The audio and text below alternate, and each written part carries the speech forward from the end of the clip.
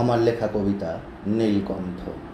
হৃদয় বর্তল ঘিরে অজস্র অন্ধকার জোঁক, ক্লান্ত শাল সিঁড়ি বেনামে গোপন আশার, নিবিড় ধূসর গেলাসে কালাচের অনিবার্য মদ, পেলোপনিসীয় যুদ্ধের ছাই মেখে মুখোমুখি তুমি। কোটি দেশে অমোঘ আশ্লেষে জড়িয়েছে লরংলতা, নীল রোদ্দুর ডুব মারে উন্মুক্ত অতল নাভিতে।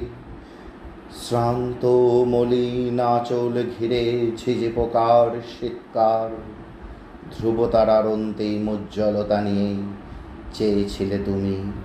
দুর্বার বুকে থাকা নির্বাক শিশিরের ভাষায় বলেছিলে, মনে আছে?